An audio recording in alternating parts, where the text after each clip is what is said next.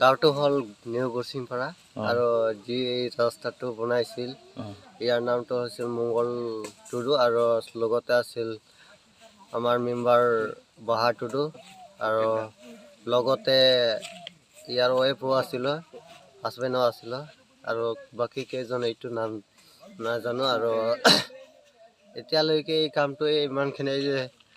আপুনিও চালোঁ যে কিমানলৈকে কাম কৰিছে কেনেকৈ কাম কৰিছে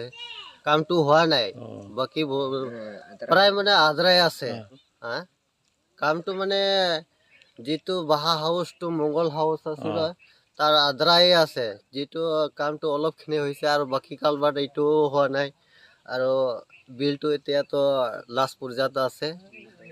55,31,150 টাকাত আছিল আমি বিচাৰি এই কামটো পুৰা হ'ব লাগে আৰু যদি নহয় তেন্তে আমি ৰাইজক আগবাঢ়ি যাম এইটো এই ৰাস্তাটো 1 কিলোমিটাৰ 1.5 কিলোমিটাৰ হ'ব ইমানখিনি হ'ব আৰু চেংগেৰবেল আছে আচ্ছা আচ্ছা হিচাপমতে দেখা নাই কামেই কৰা নাই কেনেকৈ চেংগেৰবেল হ'ব আৰু এনেকুৱা আধৰাই আছে বছ কালভাৰ্ট চালভাৰ লাগিছিল মানে আছে আৰু এইটোতো বনোৱা নাই বনাও কৈ আছে সেকশন মাজতে আছে এইটো অলৰেডি বেলেগ নহয় একদম সেকশনতে আছে এই কালভাৰ্টটো বাৰিষা হ'লেতো আমি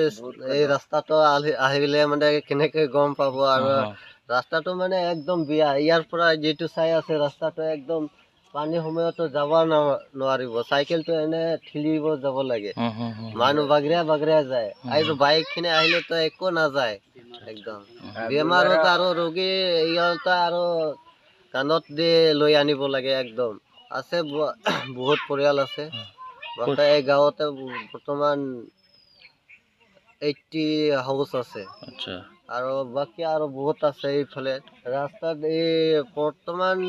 প্ৰায় লুংচুঙৰ মানুহটো এই ৰাস্তা দিয়ে আহে অহা কৰে যিমান লুংচুঙৰ মানুহ আছে মেইন ৰাস্তা ইটাই হয়